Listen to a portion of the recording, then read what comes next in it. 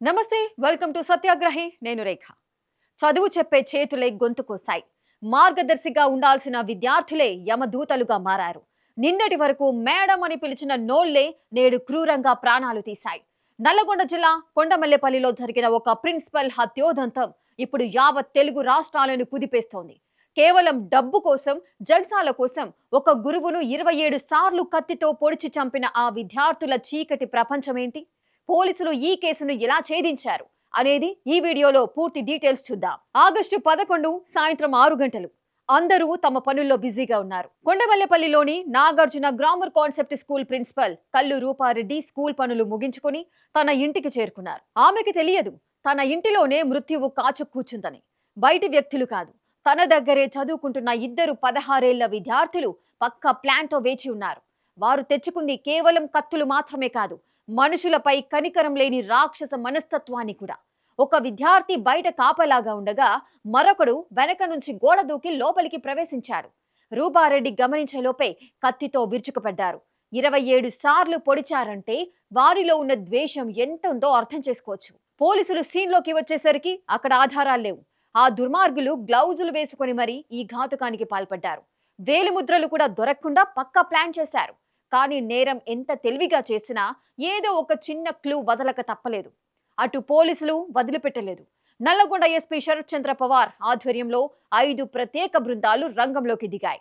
దాదాపు 70 సీసీ కెమెరాల ఫుటేజీలు, 80 మందికి పైగా విచారణ. చివరకు ఆ ఒక్క ఫోన్ కాల్ కేసును ఛేదించింది.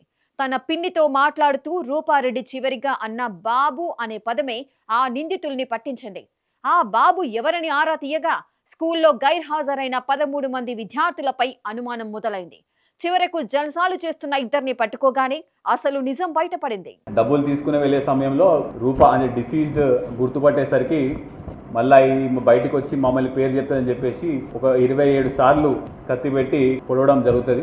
ఆ సమయంలో ఫోన్ కింద పడిపోతే ఫోన్ కూడా తీసుకొని వెళ్ళిపోవడం జరుగుతుంది. వాళ్ళ దగ్గర నుంచి మనము 1,54,000 క్యాష్, దాని మీద బ్లడ్ స్టెయిన్స్ ఉన్నాయి, అది రికవర్ చేసినాము. వంటగది ద్వారా ఇంట్లోకి వెళ్లిన బాబుని రూపారెడ్డి గుర్తించారు. దీంతో అతను వెంట తెచ్చుకున్న కత్తితో ఆమెపై దాడి చేసి హత్య చేశాడు. ఆమెను 27 సార్లు కత్తితో పొడిచాడు. అనంతరం బెడ్రూమ్ లో ఉన్న సుమారు 2.50 లక్షల నగదును తీసుకుని అక్కడి నుంచి పరారయ్యారు. రూపారెడ్డి సెల్ ఫోన్ ని స్విచ్ ఆఫ్ చేసి ఇంటి సమీపంలోని బండరాయి కింద పెట్టారు. హత్యకు ఉపయోగించిన దుస్తులను కూడా అక్కడి నుంచి తీసుకెళ్లి డ్రైనేజీలో పడేశారు. హత్యకు ముందు రూపారెడ్డి తన పిండితో ఫోన్లో మాట్లాడారు. సంభాషణలో చివరిగా ఆమె బాబు అనే పదాన్ని పలికినట్లు పోలీసులు గుర్తించారు. ఆ తర్వాత ఫోన్ స్విచ్ ఆఫ్ అయింది. ఈ ఒక్క క్లూను ఆధారంగా చేసుకుని పోలీసులు దర్యాప్తు ప్రారంభించారు.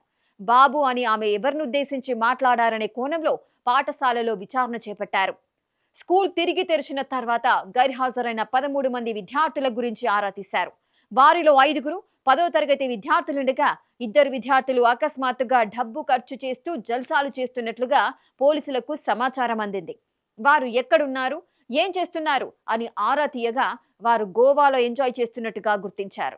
దీంతో వారిని అదుపులోకి తీసుకొని విచారించగా విషయం మొత్తం కక్కేశారు. ఎందుకు చంపారు? కేవలం మందలించారనే కక్ష లేదా డబ్బు పిచ్చా? నిజానికి కారణం ఈ 2. ఈ విద్యార్థులు వ్యసనాలకు బానిసలయ్యారు. సిగరెట్లు, మద్యం ఇలాంటి జల్సాలు చేసే క్రమంలో ప్రిన్సిపల్ రూపారెడ్డి వీరిని మందలించారు. తల్లిదండ్రులను పిలిపించి వార్నింగ్ ఇచ్చారు. దాంతో వారిలో పగ పెరిగింది. దానికి తోడు స్కూల్ ఫీజుల రూపంలో ఆమె ఇంట్లో భారీగా డబ్బుంటుందని నమ్మారు. చంపితే డబ్బు దొరుకుతుందని, ఎవరూ గుర్తుపట్టారని సోషల్ మీడియాలో హత్య చేయడం ఎలా అని సెర్చ్ చేశారు. అంటే గూగుల్ గ్యాంగ్ గా మారి ఒక అమాయక ప్రాణాన్ని బలి తీసుకున్నారు. ఈ ఘటన మనందరినీ ఆలోచనలో పడేసేలా చేసింది. మన పిల్లలు ఏం చేస్తున్నారు, ఎవరితో తిరుగుతున్నారు, వారి ప్రవర్తనలో మార్పు వస్తే ఎందుకు వస్తోంది అని గమనించాల్సిన బాధ్యత తల్లిదండ్రులపై ఉంది. కేవలం మార్కుల కోసం, ర్యాంకుల కోసం కాకుండా పిల్లలకు మనిషిని గౌరవించడం నేర్పించాల్సిన సమయం ఆసన్నమైంది.